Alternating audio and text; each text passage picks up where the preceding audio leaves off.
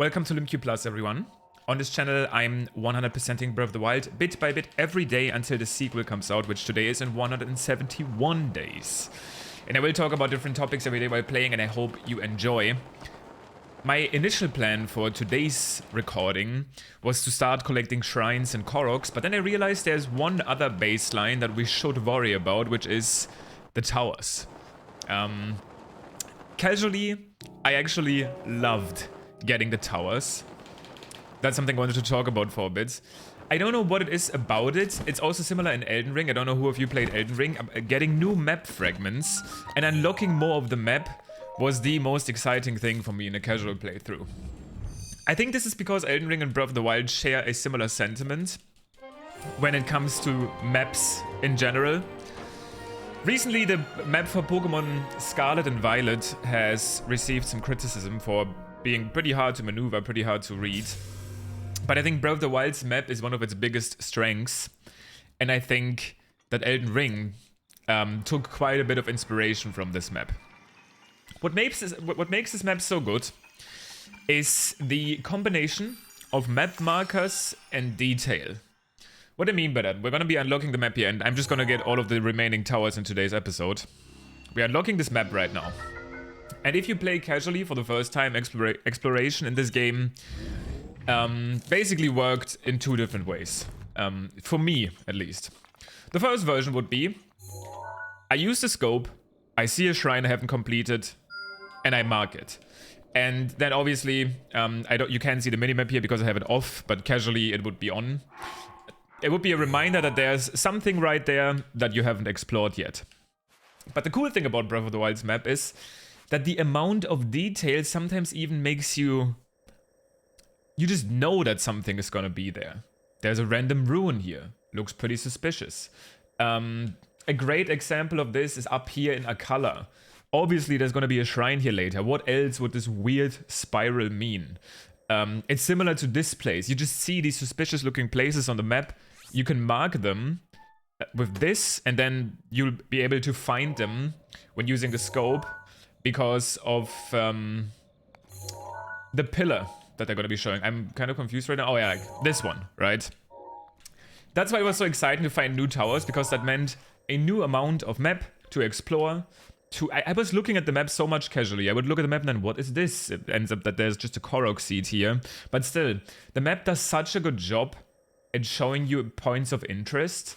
And obviously without the tower you can't see the map, so that was definitely always something I looked forward to. Finding a new tower and unlocking a little bit more of the map. And it also just has some sort of satisfaction, seeing the map come together bit by bit, and eventually having the full map unlocked is just satisfying in general. So the towers and the map in this game are extremely great, and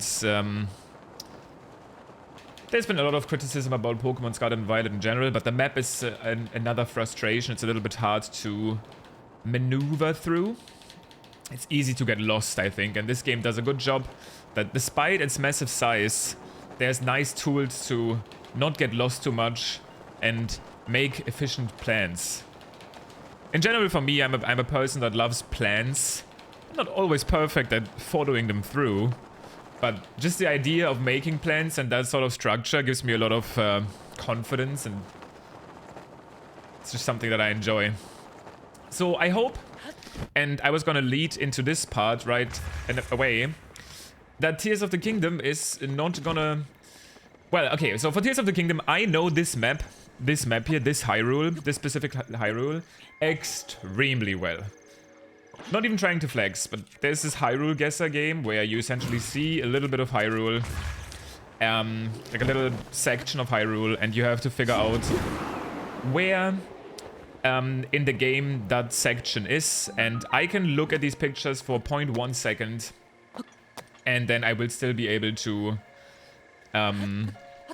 figure out where in the game this is. I've posted this on my very inactive TikTok before. Is my Revati scale currently out of uses? Yes. I posted this on my very inactive TikTok before. It's something I'm good at, and I'm assuming that the map in Tears of the Kingdom is not going to be... It's going to be different, obviously. Oh god, what was that load? It's obviously going to be different, but it's not going to be completely different. Which is why, casually, I might have a pretty easy time getting around places, but that's not necessarily true for every single casual player. What we did see, however, is that in the Tears of the Kingdom teaser, the most recent one, you kind of got a shot of the Ridgeland region. The Ridgeland region, in my opinion, is probably the most unforgettable region in this game. We can kind of see it in the background, because the only memorable pieces of content in there, I think, are the shrine that's like constantly in a thunderstorm, the Toyasa shrine. People usually remember that one. And then it's just kind of forgettable, in my opinion. Maybe you disagree with me, but anyway, you see that Ridgeland region, and you see that big swamp that this game has as well. It's actually not a swamp, it's just water, but there's tons of enemies in that water. The big swamp would technically be at the Woodland Tower. But there's this like big lake, and a tower is in the middle of it, in the Ridgeland region. We're going to be going there later, as we get more towers. Now you can see this shot from the sky in Tears of the Kingdom. It's this region over here. Am I correct about this? Tabantha, Gerudo Canyon. Yeah, it has to be this region over here. Because this is Woodland, this is Hebra, this is Ridgeland. There's a lot of unforgettable shrines here, in my opinion, but that's not even the point. The point is that the tower, the Ridgeland Tower in the Tears of the Kingdom teaser, wasn't there. It didn't exist. Which makes me think that either we're gonna be starting with the map completely uncovered from the start. Maybe they will show up later in different later versions of the game. We also have never seen a single shrine, so there might not even be any Sheikah technology anymore. I don't know why. Maybe the Sheikahs were like, okay, you did your job, we are out of here, and never showed up again. We didn't see the Sheikah slate, we didn't see any shrines, we didn't see any Sheikah towers. So they might just be gone, which obviously makes me question, how is navigation and exploration gonna be in that game? Is the map just gonna be visible right from the start? Is the map gonna be visible later? Again, casually, I really enjoyed the way the game handled the map here in Breath of the Wild, but I'm also interested to look at a new approach. There might be different ways to do this now. Maybe there's points of interest in the sky, because at the end of the day, the map in Hyrule should have changed. Like, even the overworld. I'm assuming there's lots of changes in the normal overworld.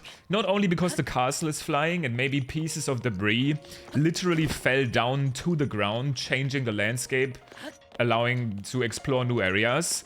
But I still have that theory going strong that in Tears of the Kingdom, we are also going to be exploring a Hyrule of the past.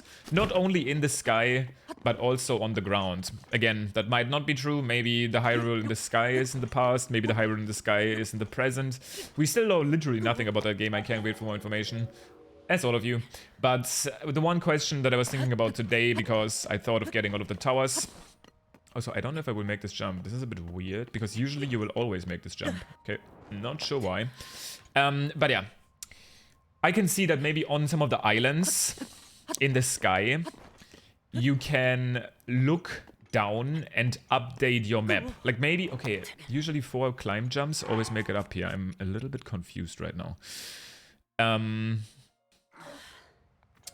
yeah, maybe there's islands up there in the sky. You look down and then it updates your map. Maybe you start with this map, completely uncovered. So having unlocked the map is like canon.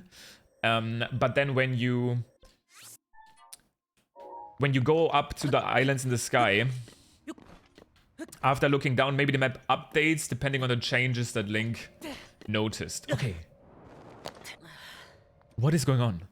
I swear to you, usually what you do is you jump up here, jump 3 times, then wait until the very end before your stamina runs out, and then you do one more jump and you make it up there, but I don't know why that is not the case.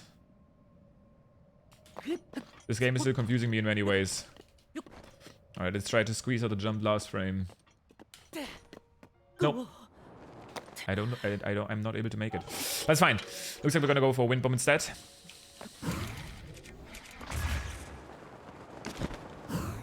And then probably another one. Just to make sure we get up there. And get another tower. that's what I could see. I think it could be a cool concept. Tears of the Kingdom starts with the Breath of the Wild map completely uncovered, but when you travel up to the islands, you discover... Maybe it could even be like, there could be a past and like a present version of the map. Like the map changes depending on if you're like in the past or the present, which I'm still assuming is going to be the case. There's going to be 2 timelines. Nobody... If there's not 2 timelines, I'm actually curious. I think at this point everyone agrees that in Tears of the Kingdom there's 2 timelines. But let's say you think there is not 2 timelines, then how do people explain the 2 different like Link versions? Like I'm aware that Link's hair is long already in this game. He just has it like together in like a bun or whatever at the back of his head. But still, like there's no way that the trailers would always show the 2 different Links in like different settings, like the green tunic long hair Link and the normal Link. There's gotta be 2 timelines. And if there's not, I'm gonna be extremely surprised, but who knows? Let me know what you think. Ah! I unintentionally pressed the throw button, dropping my bomb. That's not good. Okay, so I think the fastest way to play this next section is to BLSS all the way to the HEBRA tower next, because it's quite high up. Then come back to the Woodland tower, then go from the Woodland tower to the Ridgeland tower, then from the Ridgeland tower to the Central tower, and then last but not least, oh yes, I need to be careful not to void out here, from the Central tower to the Gerudo Canyon tower. Wasteland, I think. Wait, Gerudo, yeah, the Wasteland tower, That one, there's a speedrun actually as well. Oh, this is really dangerous. Okay, I was a bit scared there. I got pretty close to Korok Forest. Okay, I'm not that close to Korok Forest anymore. That was weird. Yeah, basically, I wonder... I was gonna say, I did all tower speedruns in the past. All tower speedruns are a thing. As the name suggests, you simply get every single tower as fast as possible. So you start from a new file and your goal is to uncover the map as quickly as you can. And the Gerudo, the Wasteland tower was the worst tower by far. It's not even close. It's such an annoying tower to get too fast. It'll probably happen again here. You'll see why it's so annoying. Okay, watch this. You see my stamina is full now? 1, 2, 3. And I'm like almost already up there. Maybe the ELDIN tower is just built different. It actually might be.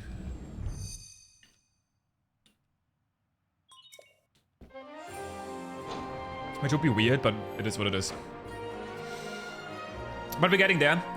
Woodland, Central, Ridgeland, Gerudo, Canyon, I mean Wasteland to do. Actually, now that I think about it, because I'm so high up, the best order might be to go to the Wasteland Tower again. There is, like I said, an old tower speedrun. And in the past, the old tower speedrun did lots of wind bombs, obviously. But now, because there's BLSS, the route works quite a bit differently.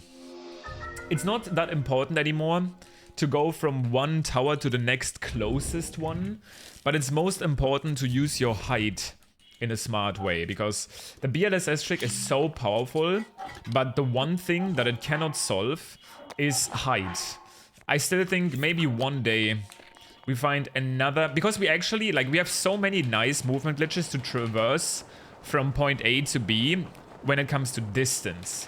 But we actually are pretty screwed when it comes to height. We don't have many good height glitches. We actually are going over the Ridgeland region here. The shot in Tears of the Kingdom shows this area. It shows like a green spiral where I'm looking to the right. But it also shows that this tower in that water is simply not there. So that's what I was referring to later.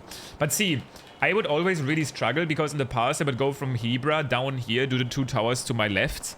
And even though these towers are closer, they are quite low. So the biggest problem in the old speedrun was to make it from the central tower back there all the way up to the Wasteland tower. But if I go from the HEBRA tower, which I just did, I'm actually going to be able to almost just make it to the top of the Wasteland tower. In this case, I got really lucky.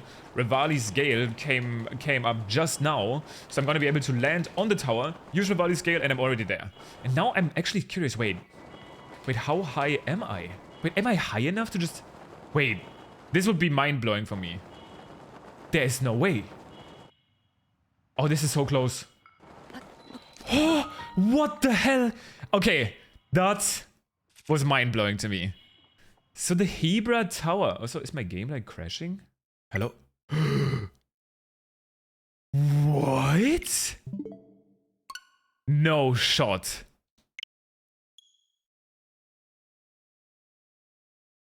What? I have no idea why my game just crashed. What the hell? It was frozen a little bit earlier, but okay. My brain can't take this. So the HEBRA tower has the same height as the Wasteland tower. That's actually ideal for like a speedrun. You can literally go from one tower to another and then just make your way down. That's great. But why did my game crash? Was it struggling to load in? I actually had a game crash happening. Of course, I have to do everything again. Thank you, Bro of the Wild. This is gonna be a long episode, like 25 minutes.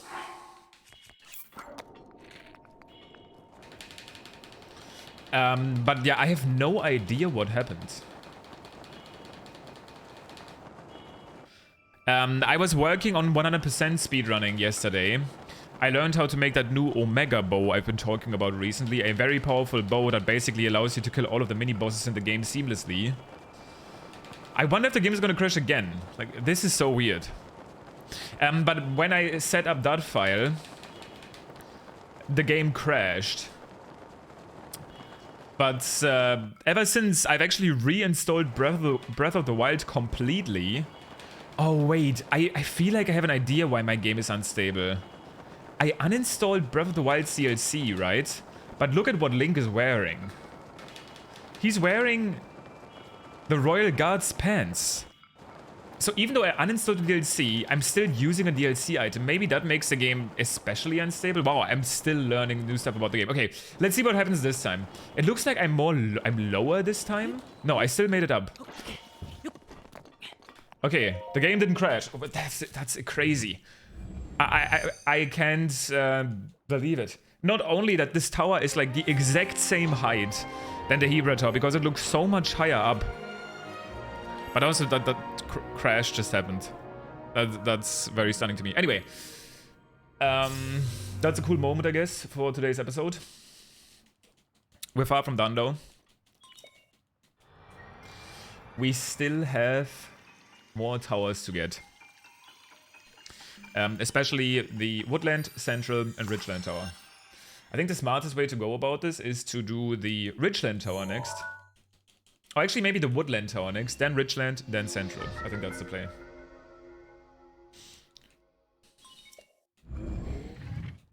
Also, from the top of my head, I'm actually not sure if towers... No, they don't. I was going to say, I'm not sure if towers count towards map percentage, which is actually weird. You see I have 5.8 map completion right now. I think that's exactly how much I had yesterday after I first beat Ganon.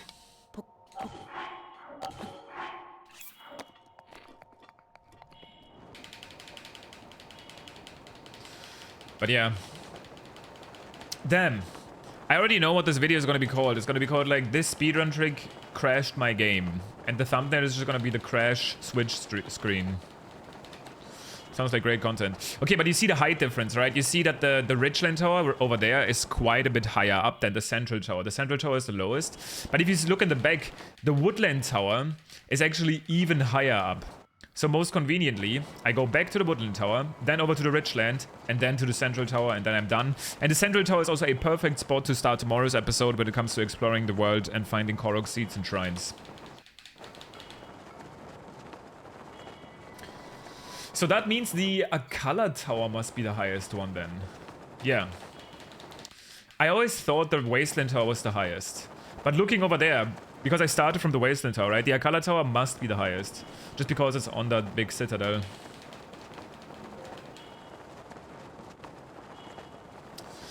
You never stop learning in this game. Actually, it's the highest by quite a bit. Damn.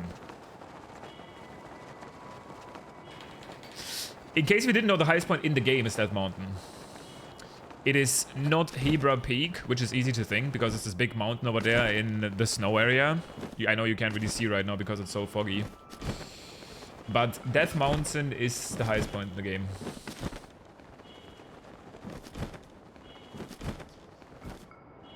Alright, let's go down to Wasteland Tower. I don't know what's wrong with the weather. It was like...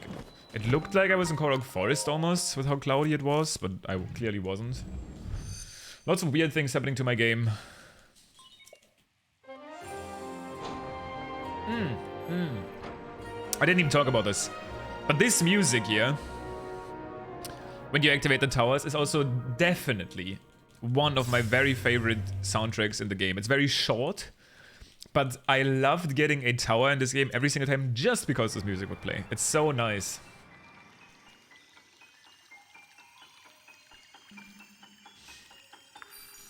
Alright, so the percentage was 5.87. Let me double confirm that I said the truth. Let's check the percentage. Oh no, never mind, I lied. They do count towards map completion. Just like shrines and Koroks do by 0.08%. Which means we will reach the 6% barrier today.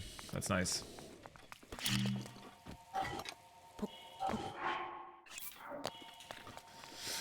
One thing also that's actually a small request that I really hope for Tears of the Kingdom, is that the game has a more consistent tracker to track if you have 100% completed the game.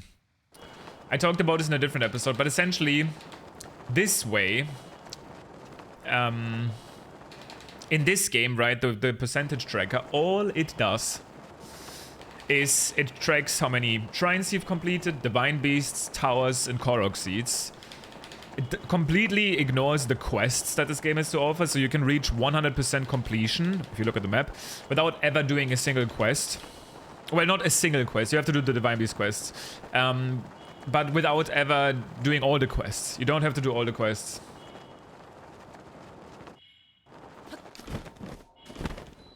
To reach 100% completion. And that makes it so that in the 100% speedrun, your goal is not to get that little meter, 100% meter, to reach 100%, but it's that plus more goals that the community decided on. And again, they're so inconsistent in my opinion. Like, for some reason we have to upgrade like a certain amount of armor, but at the same time we don't have to get all of the shrine chests. Yeah, I'm not gonna start that argument. Anyway, this is a longer episode than usual, so I'm kind of running out of things to say. I will be going live in a bit here on my Twitch channel and start learning the 100% route. Yesterday, like I said, I was messing around with this new Omega bow. Gonna be excited to use that in runs today. Or not in runs. It's gonna take me probably 2 weeks before I can do a full run. But there's the 6% mark, 6.03% completion now. So you got 171 days. Well, tomorrow it's gonna be 170. Exciting. Almost 169. Almost the next 10-day barrier that we break. But, yeah, I'm gonna be going live, learning the speedrun in around 2 weeks. I'm probably gonna be able to do my first 100% speedrun with all of the new strats. I'm excited. Should be possible to do it relatively easily these days in under 20 hours. So that's gonna mean I'm gonna do 2 10-hour streams to complete everything this game has to offer. Pretty much everything. There's always, like I said, you could argue, wait, why didn't you do the shrine chests? It's because the run doesn't need me to, but it is what it is. I'm definitely gonna be there for Tears of the Kingdom to discuss the rule set for 100%. That being said, this is the central tower, the last tower in this game. Should be ending up here on 6.10% game completion. Tomorrow's goal is going to be to reach 7% by collecting Korok seeds and shrines.